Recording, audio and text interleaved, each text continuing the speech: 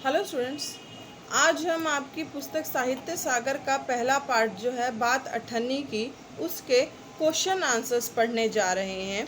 मैं आप लोगों को बता दूं कि किस तरह के क्वेश्चन आंसर्स जो हैं वो आप लोगों को आते हैं।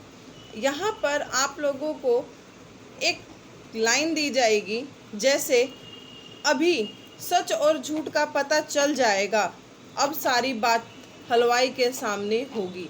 इस तरह से आपको एक लाइन दे दी गई है।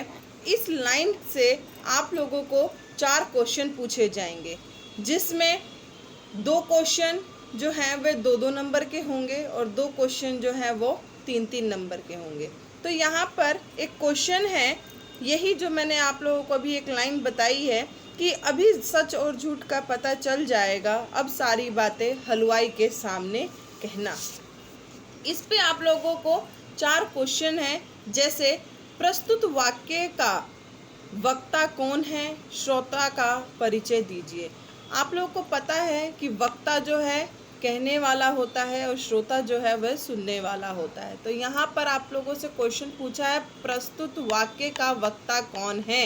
ये जो ये लाइन थी, अभी झूठ का और सच का पता चल जाएगा, सारी बातें हलवाई के सामने कहना, यहाँ पर वक्ता कौन है।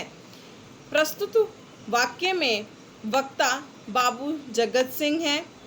श्रोता कौन है, रसीला है।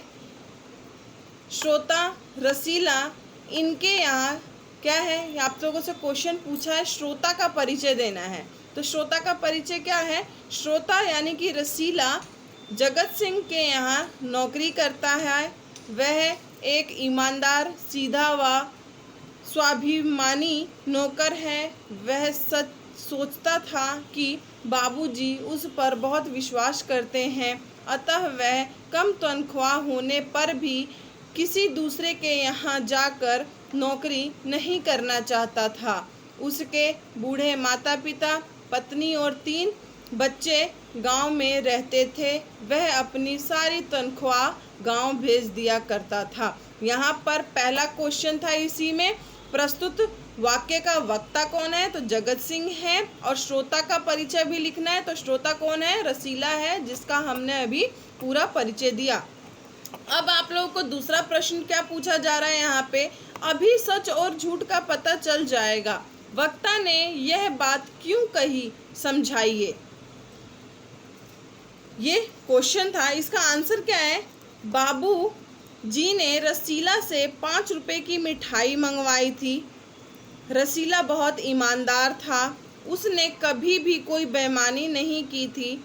उस पर रमजान के कुछ रुपए उधार थे, जिसमें से केवल 8 आने देना बाकी था। उस दिन रसीला 4.5 रुपए की मिठाई लेकर आया और 8 आने उसने क्या किया, रमजान को कर्ज जो उसने लिया था वह चुका दिया। बाबूजी मिठाई देखते ही पहचान गए कि यह काम और किसी का नहीं, रसीला का है। रसीला ने हेराफेरी की है, इसलिए वह उसे हलवाई के पास ले जाकर सच और झूठ का पता लगाना चाहते थे। ये आपके दूसरे प्रश्न का आंसर है। अब आपका तीसरा प्रश्न यहाँ पे क्या बन रहा है, बाबू जगत सिंह कौन थे। उन्होंने रसीला से ऐसा क्या कहा जिससे उसके चेहरे का रंग उड़ गया। रसीला की प्रतिक्रिया क्या थी, वह अब हमें बताना है।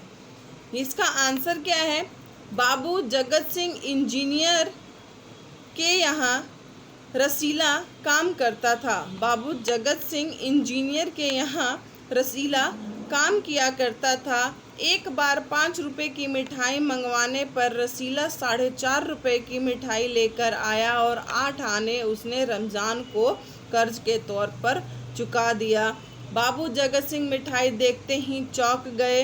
उन्होंने जैसे ही रसीला से पूछा कि यह मिठाई 5 रुपए की नहीं है, रसीला के चेहरे का रंग जो था उस समय उड़ गया और वह बहुत ही डरा हुआ था।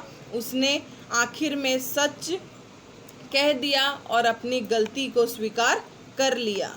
अब आपका चौथा क्वेश्चन यहाँ पे क्या है, रसीला के झूठ बोलने का पता चलने पर रसीला के झूठ बोलने का पता चलने पर बाबू जगत सिंह ने रसीला के साथ कैसा व्यवहार किया, उसका व्यवहार आपको कैसा लगा, समझाकर लिखिए। तो यहाँ पर इसका आंसर क्या है? रसीला के झूठ बोलने पर बाबू जगत सिंह बहुत क्रोधित हुए।